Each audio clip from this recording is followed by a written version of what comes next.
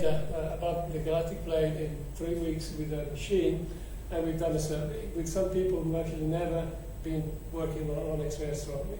So this is a way of allowing people with no experience to be an expert, just like the real experts.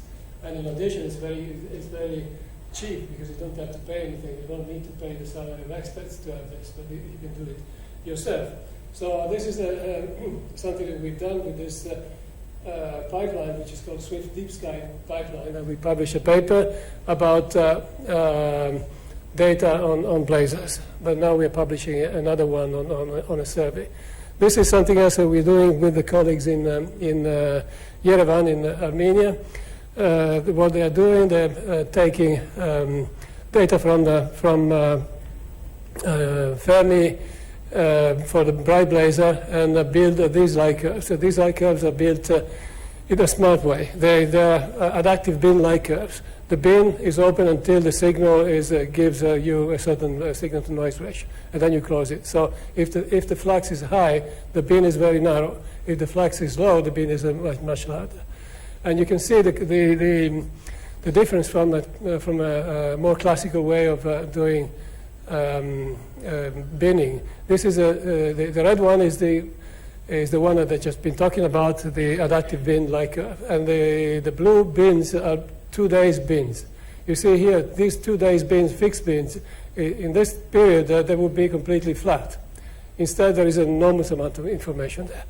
And you extract all information in this way. And we will publish and we'll make. This is the red one is the one that we're talking about the blue bins for 2 days of blazar. You see here, these 2 days bins, fixed bins. This period they will be completely flat. Instead, there is an enormous laser tube, and where you extract all information in this way. And we will publish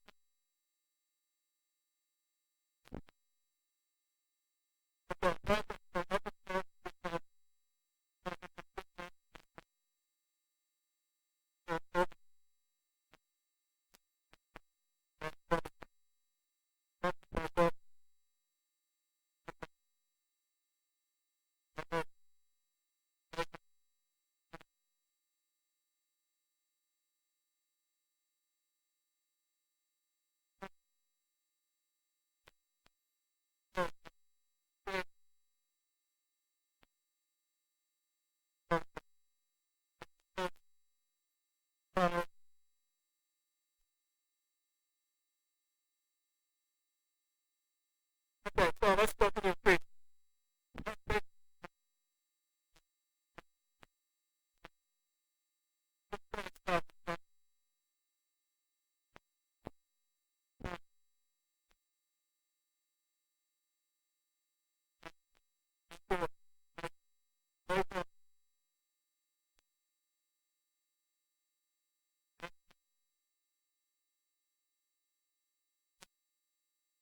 Okay.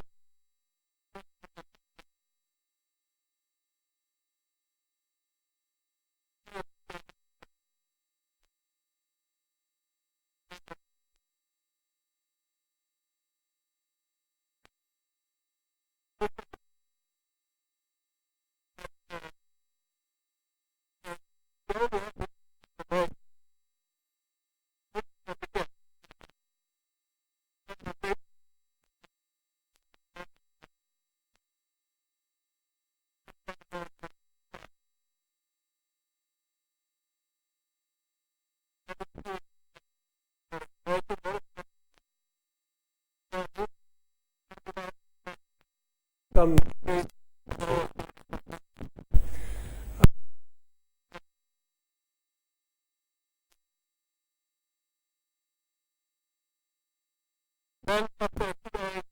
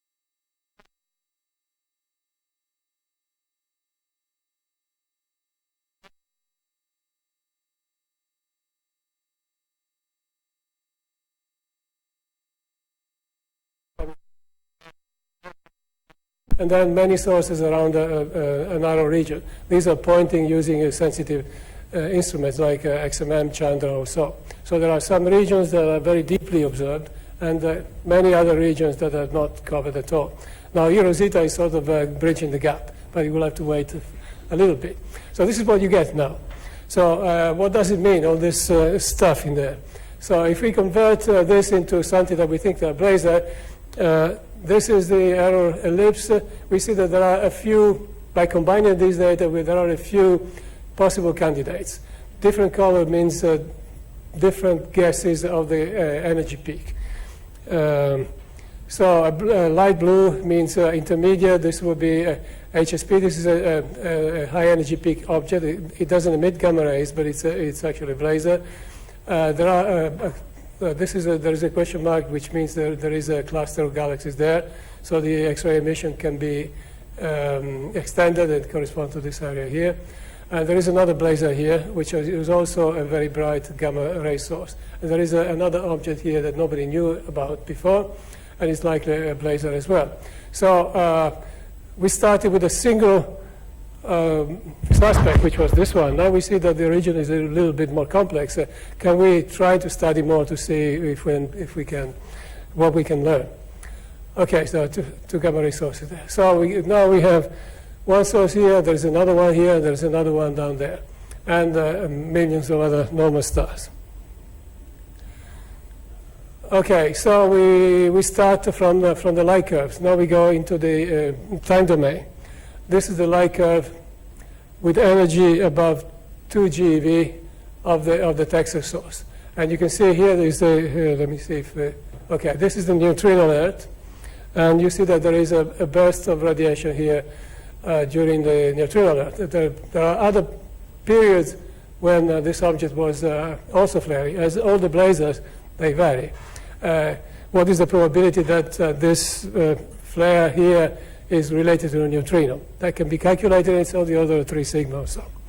But it's very difficult to calculate, actually. This is during the so-called neutrino flare, the object was very, very quiet. However, we will see in a moment that something peculiar was going on there as well. Okay, in this case, the spectrum was very hard. It was actually 1.62 in photon index. If we go to the other object, the one that was down here, the Parkes object, during the neutrino alert, it was very quiet. During the neutrino flare, it was very active, but just before and just after. During the alert, was not doing too much. This is just a blow up of that region there. You see the neutrino flare is this area here. It was pretty quiet. It was going up and down before and after. But during the neutrino flare, nothing really was going on. So we went into, now we go into the probability space in the gamma ray. So this is a TS map. There is probability that something is above the background. The redder, the higher the probability.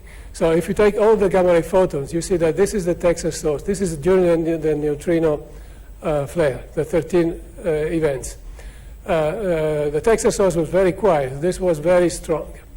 If you take all the photons. However, if you take photons above 2 GeV, higher energy, sorry, This is about 1 GeV. This is about 2 GeV. You see that the ratio between the two is already changing. This star is the third blazar in the middle. And if we go above 5 GeV, you see that the dominant source was actually the Texas source. So it was much harder than the other one. So you have to be very careful when you look at the gamma rays, because things can happen in a very different way, different energy. So this is what it is. What are the implications? With neutrinos, we're now exploring an energy range which is and will always be inaccessible to photons. So if you want to understand the whole thing, you want to have photons and neutrinos to extend it to very high energy. New window for blazar physics. The SED of at least one blazar has to be modeled using protons. That is leptohadronic scenario. Now, the problem is that you have one event, one neutrino or a few neutrinos, and 16 parameters. Not easy to extract much information. But if we have neutrinos, we must have protons, we must have to have hadrons, and you have to put that into the scenario. And the whole thing has to be now, this is actually this I stole from my friend Paolo Giommi. He likes to say number of if you believe me, but we'll see. Okay, so this is the Texas source alone there. Can we do better than this? We've done the same analysis in a time domain and in the energy domain, the dissection for all the other events published by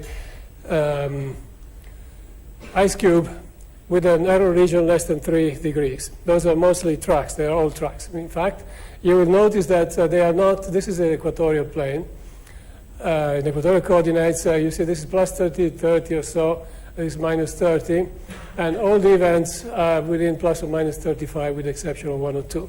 And this is because the IceCube observatory is, does not have a field of view which is 304 pi. That is because from the back you get a lot of background from the atmosphere, and from the northern side, high energy neutrinos are absorbed by the Earth. So you can only see things that are coming from this side. Since you're the South Pole, you actually look at the band near the equator. That is the reason why we have this. So we took 70 of these and we studied exactly in the same way with the same detail, everyone. And we submitted the paper about a month ago. Yesterday we received the referee report, which is very light, actually, only, well, several very minor comments. So soon we will send the revised version back, and I guess it will be accepted soon. But what did we find? Okay, we found that there is, this is the wording that we chose, growing evidence for the blazar connection. That is, we didn't find a signal that is so strong that we could say we are sure, but we certainly, the evidence, it's increasing. And how much, you will see now. Okay, this is just a table, we're publishing a table, so we went through all the literature, we found that some events were published more than once with different positions, we tried to get the best position. We did some work trying to clean the data set, so we published this as a clean data set. Then we cross-match this with the first thing you can do, if there is a correlation, you cross-match with catalogs. Since the neutrinos, I've not said it before, but if you want to do neutrinos, you have to smash protons against protons or photons, and you get photopion, you get pions, which if they're charged pions, that they decay, and during the decay you get neutrinos. But if you get charged pions, you also get pi zero, and the pi zero decays with 2 gammas, and that's inevitable. So if you have neutrinos, it must be there. So, so the immediate thing you want to do is to look for gamma ray source catalogs and cross-match to see if there is any signal. So we started with the 4 lac, which was just out when we started this thing, and we cross-matched it, and then we cross-matched it, and then we started scrambling in all directions to see what is the signal when it's the thing match, and the signal when the catalogs are scrambled, which is what you expect by chance. Okay, so if you look at all blazar, you expect 21, you actually get 20, what is it, 6. So nothing. not much. The probability is 0 to 20%. If you take the low energy peaked, this is interesting. We try to divide between low energy peaked, which are usually in the samples that we have, they are bright in the radio, and high energy peaks are bright in the X-rays. So low energy peaks, you have 1,200. We expect 9.9, you get 10. So you just get the expectation. If you get the intermediate high energy peaked, you expect 7, you get 8, not much. No set class, no classified, same similar thing. If you go to the 3 FHL, which are mostly this is the catalog of high energy gamma ray sources.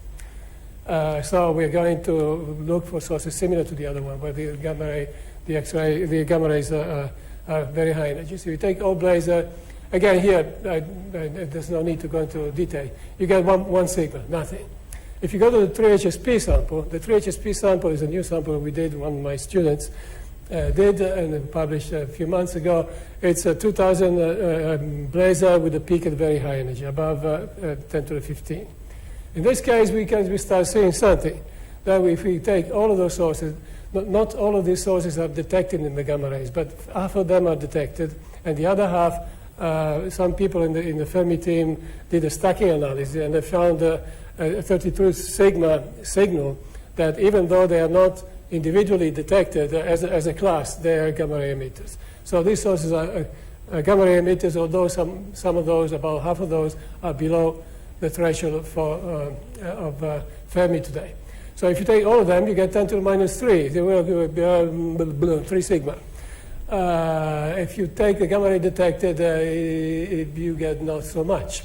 So, but in the end, we get, after post-trial, you get 2.8 sigma. You start seeing something. So is it interesting? Can we do better? So we tried. Then we went the other direction. We went doing the typical, what we've been doing for the Texas source. You see here, the area is much bigger. This is the 2 degrees or so. And you see, now here you see the red sources. The green sources are AGN in the million quasar catalog. So these are AGN, detected AGN, radio quiet. The X-ray sky is very, very uneven. Here you have one source very isolated there, another one, and a few here, and a million sources here and there. A million sources here because people have been observing this blazar here. But they mostly concentrated with this object here, but there is another object here, which is another blazar. This is detected in the gamma rays, and this is not. There is a gamma ray source is a triangle here. There is another object here correlated to another blazar, this number 10 or so. So we have, we've redone exactly the same thing that we did with the Texas source, and then we try to do some statistics. So what is the result? We did that by looking into the 90% error circle, error ellipse, or error region. Then, since we know that there could be some systematics, we looked into the 90% error region, but also the same thing multiplied by 1.1, 1.3, or 1.5 to see if there is something maybe just outside. Okay, so we divide the sky in IBL, or HBL, and LBLs. So here we start seeing something like 10 to the minus 3, 10 to the minus 4. So it's, we get some interesting numbers. Actually, the best signal is for the 90% region multiplied by 1.3, where we expect 20 and we say 35. If you multiply by 1.5, then we expect 27 and you see 47. So there is a difference of 15, 20 objects between the signal and the expectation. If you look at the LBL object, those where the peak is in the infrared, you always see nothing. Essentially, you expect 20, 26, you get 24. Essentially, you get just a noise. In the end, if you take into account of all the trials that we did, all of this goes down to 3.2 sigma. Now, 3.2 sigma, is it good enough? Who knows? But it's still above 3 sigma. And it's in addition to the previous one. So, and now, before we said we went from 2 known neutrino sources, the sun, supernova, 1987A, and the Texas source, and now we have maybe 15 or maybe even 20, if you believe this. Then we did an analysis, how are these 35 objects or 47 objects distributed? Is that consistent with the Monte Carlo simulation where you have this signal here and on top 15 objects or so, and for different triads of the n value, where n is the excess. And we see that this is just the expected distribution, and you see that if we get 15 sources for the case of 1.3, is the one that gives you a confidence level that is the best.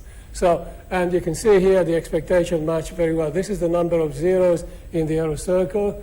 This is the number of 1 detection, the number of 2 detection, number of 3 detections. Okay. You see that for the LBL, they follow very well the background expectation. For the HBL, IBL, they follow this other thing, which corresponds to the 15. So this is what we found. More evidence, 3.3 or so. Nobody realized that M87 is actually in the error circle or the error region of one of the neutrinos. M87 is a very peculiar object, very nearby. Is it a blazar? Is it a radio galaxy? I think it can be called a blazar because the inclination is only 17 degrees. And if you read the Uri and Padovani, say up to 20 is more or less a blazar. It's been the superluminal motion has been detected in radio, X-ray, in the optical. If there is superluminal motion, there is amplification, superluminal, and it also it's been detected. Sorry, it's been detected in the GV and VHA band with a variable flux. So it is a variable high energy object. It cannot be gamma rays from supernova or something like that. So it must be from the nucleus. Gamma ray variable, superluminal. It is, in my view, it is a blazar with properties similar to HSP BLRs. This was not included in the statistics before. So if you could include it in the statistic before, the 3.2 sigma would be a little bit more. If you by itself, the probability that some object like this falls by chance into one of those 70 neutrino events is of the order of 10 to the minus 3.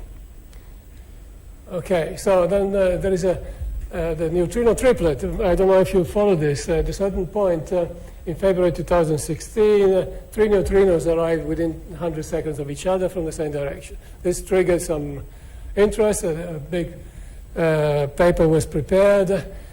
Swift pointed many times in the 50% error area there. This was the position that was announced immediately. Then the position shifted slightly, and the 50% area is this one.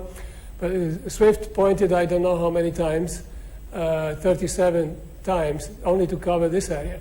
If you go to the 90% error region, and they didn't find much. If you go to the 90%, obviously, with Swift, it would be impossible to cover this in this way. However, if you know that there are blazars, maybe you can point here, there, and then all the others, and you would realize that there is an object which is actually a very bright HBL object, which is gamma rays and all of that, similar to the other one. And again, we didn't include this into the statistic because it's a special case, but it's another example. Finally, we are producing this within the open universe. To go back to the open universe, this is a complete analysis done in real time. When a new GCN comes in, my student Theo Glauch has wrote some very nice pipeline that automatically does the complete analysis. Just whatever I've shown you before, it's done automatically in a few, at the beginning, a few minutes, a few seconds, and you get the position of all the sources. This is something that happened 3 days ago. What is it, 5 days ago? You see how complex it is if you look in the radio, X-ray, and the QSO space. But you can see here there are some candidates, and there is one candidate particularly interesting here. There is a, I don't know if you can see, there is a triangle there, which means it's a gamma ray source. This gamma ray source, I asked the Swift people to do a TO, and I will show you in a moment the results of this TO. Before doing that, this tool, which you can get it from your machine, or from your phone here actually, you can get all the results on your phone, will be automatically triggered. It is already, it is being now tested. It will be public. When a new event comes in, we will issue a tweet, and people can follow, and you can get the results on your phone, and you get this image here, and all the gamma ray analysis, the multi-frequency analysis, the multi-temporal analysis, and the SED for the main candidates automatically within a few minutes. Okay, so let's go to look at this one, which looked interesting. So I wrote at midnight some scientific justification to ask the Swift people to observe it. Okay, this is actually a 3HSP object, this guy here. And this is what happened. This is an object that usually, this is the radio optical here, it goes up and down. In the X-ray, it used to be up and down, but you see before it was, the peak was to the left, to the lower energy here. And during this event, this was done the day after the neutrino event. The source was at its brightest here in the gamma rays, and the peak is of this component is at energies higher. This is 10 keV, or 210 to the 18. The peak will be 10 to the 19 or so. In the gamma rays, you have a bright, at least a similar, that's what you would expect, but very flat as well. This is the level of, for different assumptions, of the flux of from the neutrino intensity.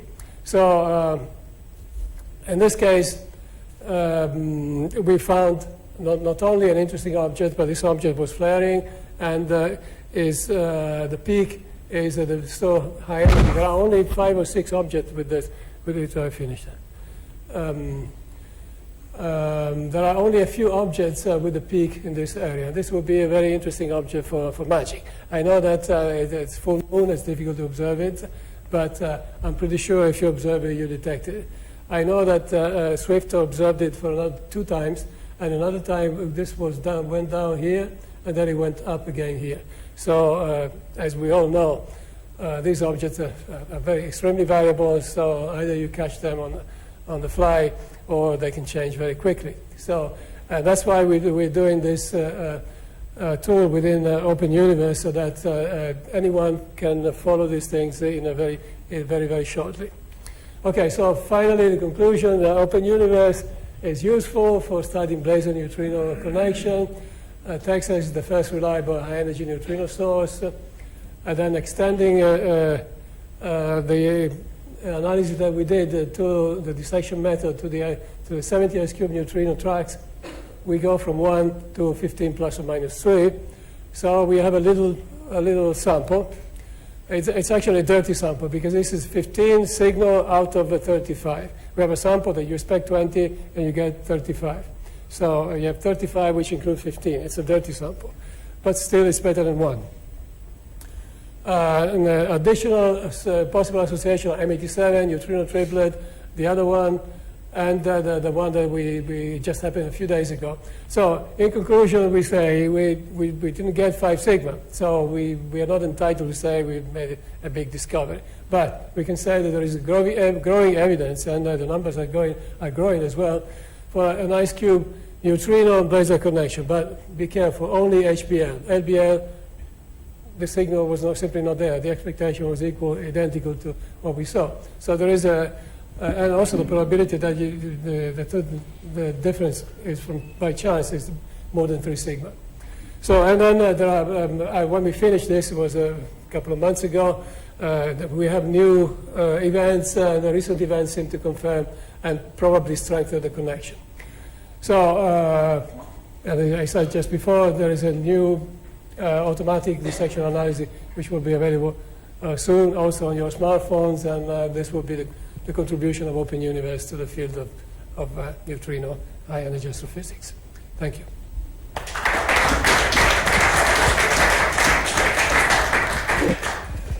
Thank you.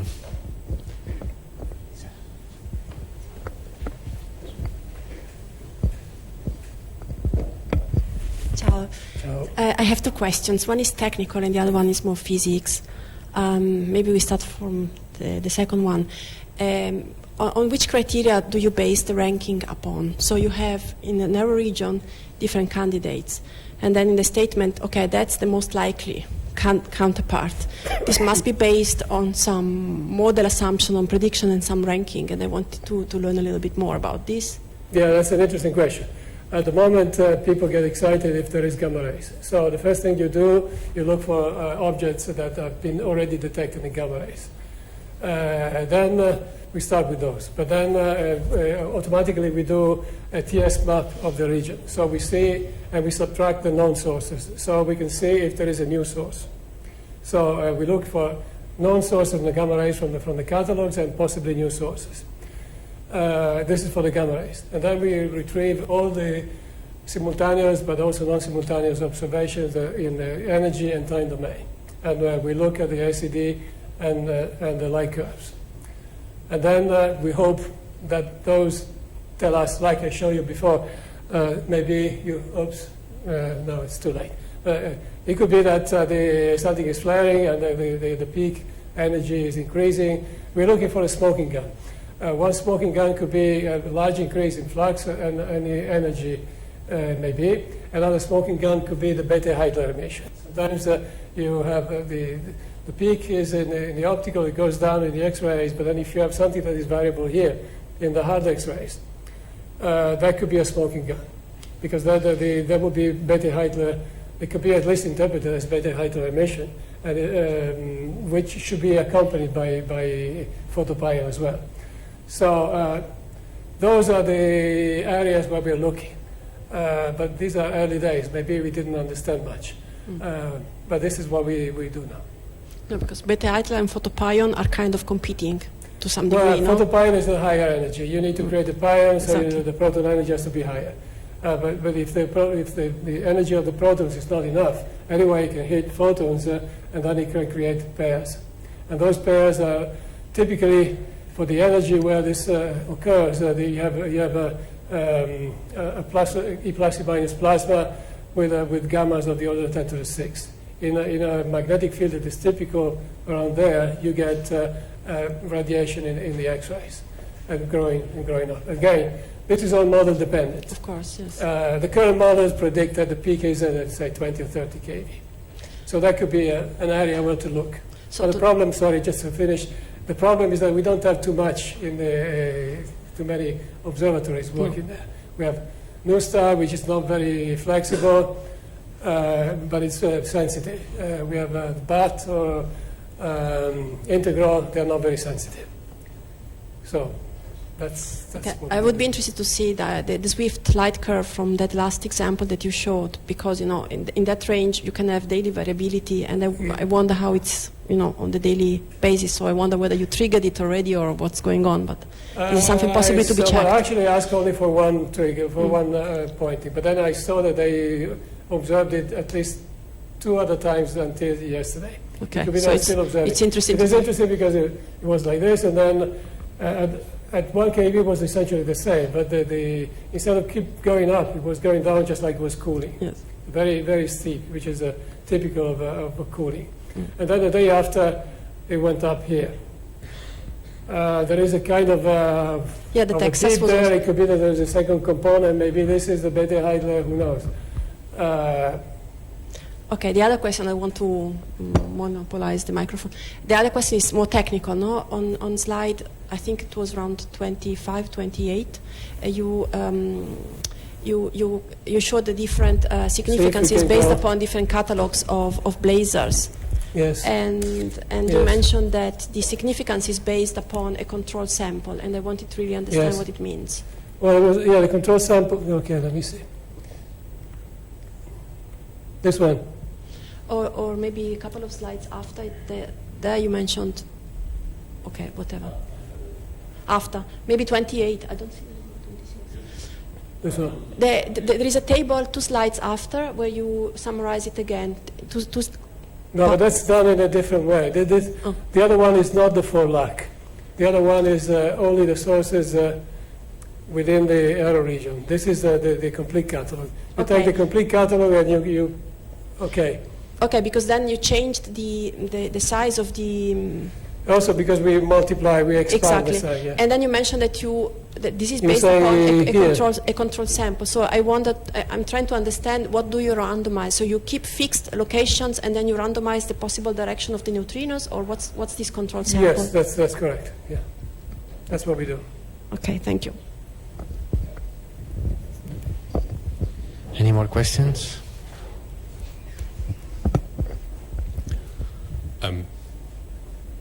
In the slides, you saw that there is an optimum significance with a larger image, yes. a larger, wider. So this means that probably it may... There could be some systematic. No, well, some systematic, or the error bar of Ice Cube is a little bit too optimistic, but it is 1.3, I mean, not too much. Yes, if well, this is true, we didn't know, so we knew that, well, first of all, 90% you expect 10% outside, so we want to try to catch that. No, but that's then we know that when you start something like calculating the best position, the best arrival direction of something like neutrinos, it's very easy to get some problems you don't understand, so some systematics. And every time they publish something, they say, this is only statistics, no systematics. So we wanted to test if we could see any systematics. And this is the result. Yes, but if you go on, instead of putting just to stop at 1.5, you go to 2, 3, I mean, you can see what happens is this. A double feature things. You measure the real, let's say, angular resolution of Ice Cube, if this is true. And yes. Okay, this maybe too bad. Far away from this beacon reading. Yes, it's not easy also because it's a mixture but I of, think this 3 sigma is very, I mean... it's 3.3. So yeah, it is very nice. I mean, not... It's getting it. And all the information we have, it always goes in that direction. But there are other papers also pointing in the HSP. There are also other papers saying that there are some bright LSP can be associated, but this is what we found. If you go to 2 or 3 here, then you see that the number of 3 and 4 that you get here is much higher. That is because you're really getting your hit in the background. Of course. That's why we did this analysis, because we wanted that not only there is an excess, but the excess behaves statistically in a way that is expected for an excess like that.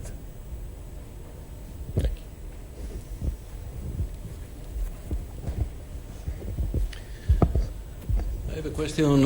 With the number statistic of event of neutrino high energy event we have, you should have some repeated event from some source who was showing multiple, or what is the statistics where you start to be willing to see duplication of event? You see what I mean?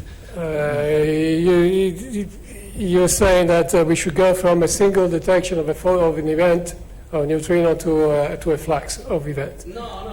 I mean, at least multiple events from... Yeah, there are not that many. There are not many. But there is some. Well, it depends on how you do the calculation. Because if you only stay very high energy, the problem is when you go very high energy, the spectrum is steep, so you get a very, very small number. Essentially, what we see is a large fluctuation over very small numbers. So you get 1. But if you go to lower energy, then the expectation is higher. And then you can go to the sample of neutrinos at lower energies to see if there are clusters. Now, and this is what they are doing, because if you look for these clusters blindly, then if you get an excess, you have to multiply by the number of trials that you have, because it can happen by chance. But if you have, instead of all the trials, you only have 20 or 30 here, then you multiply by 30, not by 10 to the 4 or so. And that's something that they are doing. But they told me it takes 1 year. Don't ask me why. But so that's one possible thing. The problem we are very short of, with the detectors that we have now, in this regime, when you see one, is already a very large fluctuation. So the probability of having a second one, it's very low. This is not true when you go to lower energies. Maybe I can comment on this. I think you partly answered this question before when you said, okay, we have these very simple high energy neutrinos from the Texas source. Yes, yes. And then knowing that location, that's the outcome, and this outcome is 3.5 sigma in almost 10 years. Yeah. But if you then start looking at whatever in every location, then of course you have lots of time factors. Yeah, This exactly. is somehow the problem. Yeah. Very low statistic. Yeah, but now we have, instead of going blindly for any location has the same probability, from that to 35 locations are special. So then the probability to get multiple very high energy neutrinos, Yeah, those very- more physical, very high energy more neu- less backgrounds, that would be more of a smoking gun, but we didn't detect more than a We single need- energy neutrino. We need bigger telescopes. Actually, this is something that will come. Sorry, I missed. Who? No, we say just waiting for time at some point. Yes, in fact, we say that to go from 3 point something sigma to 5 sigma, you need to double the statistics, which means we've been waiting for 8 years, another 8 years, which is a bit boring. But another possibility is to use, maybe combine the data from different observatories. Also because an observatory is high energy, has only a certain field of view. You can combine different field of views, and also that can increase the chance of observing. Even better would be to shrink the size of the error region. If they understand that they can do better the estimation of the arrival direction with the errors narrowing a little bit, not much, it will very quickly go to, if the signal is real, it will very quickly go to a much higher probability. Sorry. Yes, indeed. The visual impression is that you have far more blazars than neutrinos. And so for every neutrino event, you have a whole bunch of blazars. And even the possible repeaters, you never know whether it is one blazar or another if the error bar is big. So Exactly. So, it looks to me it's unless it there will is some require time. temporal coincidence. There could Yeah. be, if you see flaring and hardening, something more of a smoking gun, maybe high energy X-rays going up suddenly, maybe that could distinguish But, between one blazer and another. If I understood, the fact that the high energy events are so rare is also because the probability of interaction is so for cross-section is very low. so even if you have an on phase at low energies or in the gammas, you may not be lucky enough to get the neutrino, even if It all depends on the geometry and the assumption. I had another question concerning the beaming in neutrinos. So if the association is with blazars, which are beamed, also the neutrinos should be beamed, of course. So what's the mechanism? Is the same thing for the gammas and for neutrinos to be the beamed? amplification. I'm not sure it works also for neutrinos. You need to ask. You need to ask him. Yeah, people should work on this. Yes, but maybe you want to say something. Certainly beaming in the atoms, in the protons, not only the beaming effect. But what about neutrinos? I think So that what is the reaction that produces the neutrino? It's just we think it's photopion, which is a proton smashing against a photon, and you get a pion, and then the pion decays. You can have three kind of pions, a pi zero, and then you get and the others just decay. This is, otherwise, you can do it the proton-proton. But then the proton-proton, the density is very low. So unless you get this into a very dense region, otherwise the probability of having such an event is very, very small. It's much easier. Comes from the decay of the muon. Yes, yes, yeah. Of course. Yes, well, the pi and the mu and electrons and all of that, yeah. associated gammas come from the pi zeros, Yes. essentially. Yeah. Yes. But of everything course- should be beamed, I guess. It's Everything the should be old beamed, answer yes. that is beamed. Yes. Yes. So there will be CTA at some point. Of course, yes.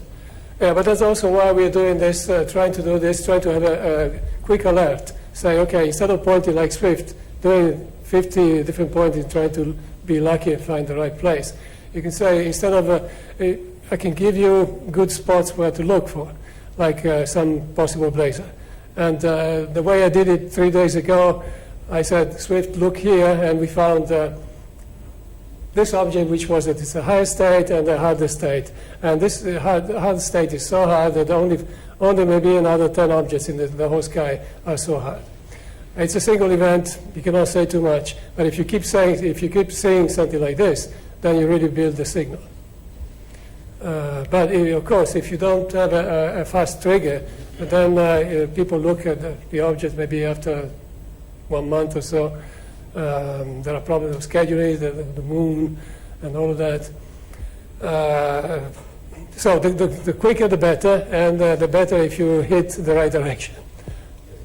So in principle, if you will need an old sky monitor, monitoring like Swigo, for example, there's to be very sensitive, very high energy.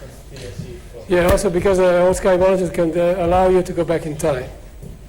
If you have a TRO, you have only the future. And the future it could be too late.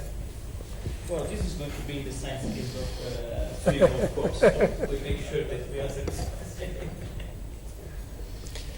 Okay, anyone last urgent question? No? If not, let's thank Paolo again. Thank you.